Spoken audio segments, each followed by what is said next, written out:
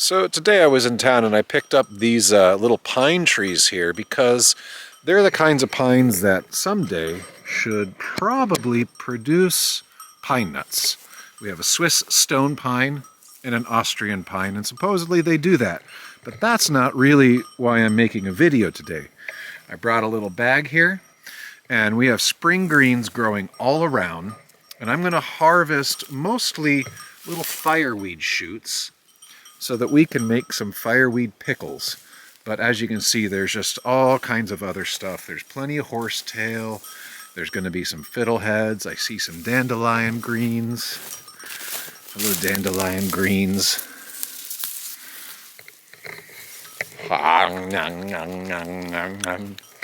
So there's just food literally everywhere. So, oh, and look, this little baby spruce is getting some spruce tips.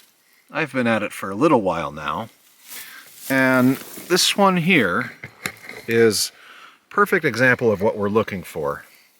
Something maybe pencil size. We're mostly interested in the stalk, not so much the leaves.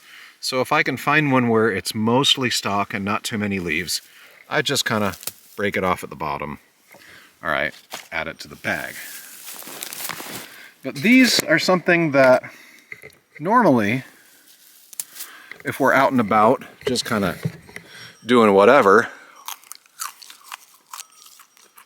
you just kind of pick them and eat them. And they're really good. Here's another one.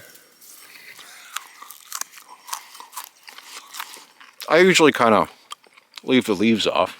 You can still eat the leaves. You eat the leaves when they're small, like most spring greens. When you kind of make pickles out of these, it's supposed to be kind of like having a Alaskan asparagus, we'll call it.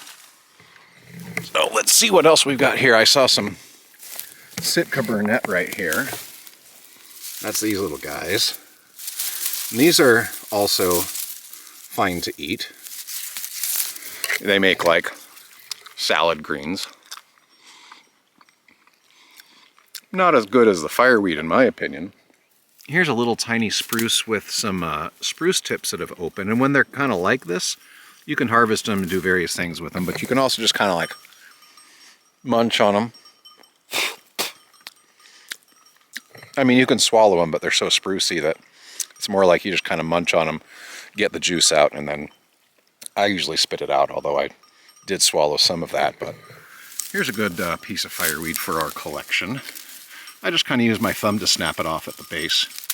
Now, something really cool about fireweed is that the leaves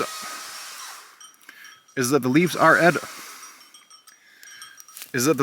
edible, but only when they're small. So you can just keep eating fireweed leaves all throughout the summer. Like if you're walking by a fireweed plant, just eat the little tiny ones at the top. Just pull them off when you're walking by, have a little snack. I do that all the time. Here we've got, this is going to be a currant later, but this is a little willow that's growing. And when these willow leaves are small, guess what?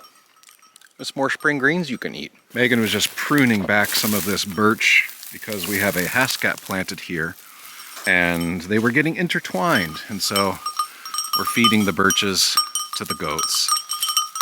And the goats love it. So back here are some perfect sized fireweed that I'm going to harvest, but I also noticed that there are some fiddlehead ferns. This one here is kind of too unfurled, but this one's all right if I wanted to eat that. And okay, I'll eat that. And they're really good. Now you can see there's lots of little ferns growing back here, but you want to focus on these bigger ones if you want to harvest fiddleheads for consumption.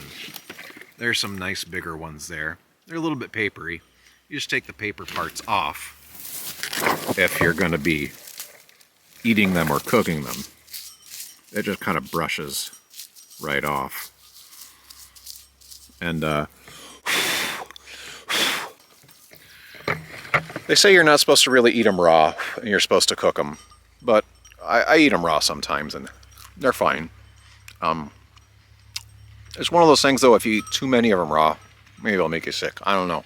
But sometimes if we pick a whole bunch of fiddlehead ferns, we'll blanch them and freeze them, and they store pretty well that way. But like anything that we blanch and freeze, It's really only good if you're like adding it to soups and pastas after that, because it kind of loses its integrity during that process. Here we've got some horsetail. As long as the thingies here, I guess we'll call them leaves, but they're not leaves. As long as they're still pointing upward, you can eat the horsetail. So a lot of these spring greens taste pretty similar. They're pretty good. They take a little getting used to, but they're also free. My hand got a little bit dirty planting those trees, and guess what? Moss. Perfect for cleaning things. People used to stuff diapers with it. You can wipe your butt with it. It's antiseptic for wounds. What do you say to that, goat? Do you like the moss? I think she disagrees. Come July, all these little white blossoms, white and pink blossoms, are going to be lovely bilberries, also known as Alaska blueberry, locally known as high bush blueberry. This plant is going to be beautiful.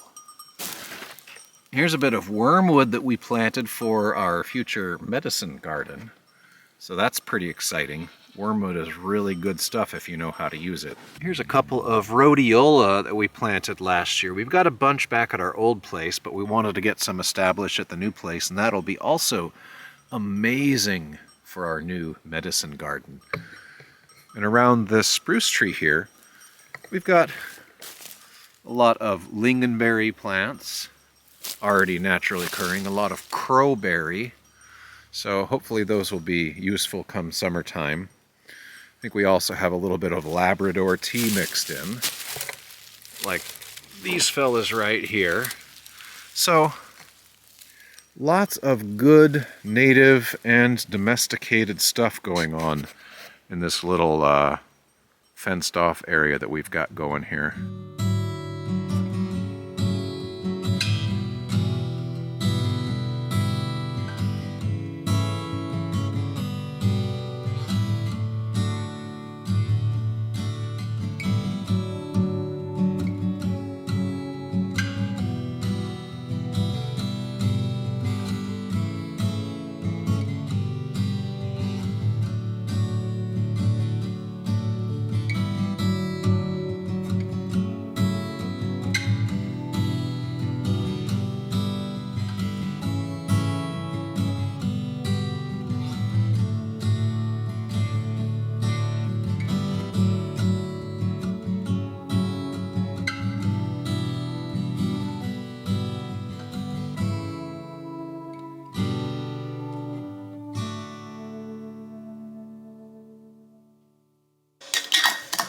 So it's been 4 days, and here are our fireweed pickles. It does resemble asparagus in a lot of ways. And we took this to a barbecue yesterday, and everybody thought that they were good. And the general consensus is that we need to make more of them.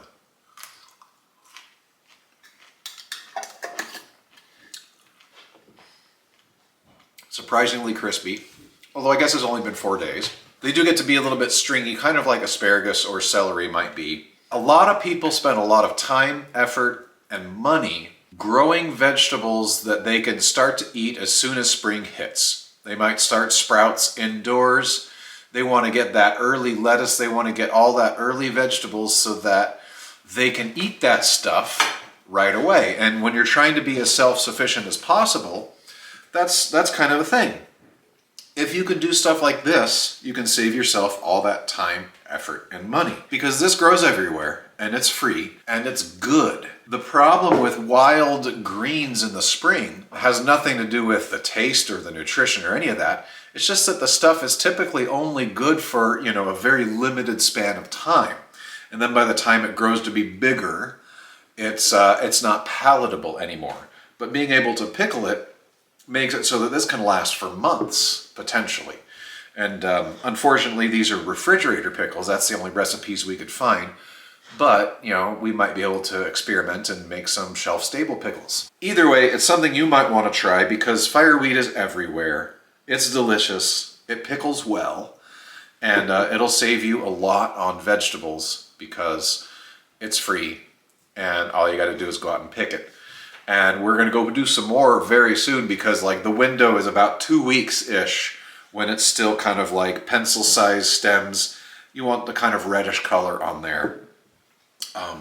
So if we try any more recipes or figure out a different flavor or try to make a shelf-stable one, we'll maybe make more videos. But for now, utilize your free wild spring greens that are really good for you, and you don't have to plant them and you don't have to pay anything. You just have to go pick it. Hopefully you enjoyed this and found it informative and useful.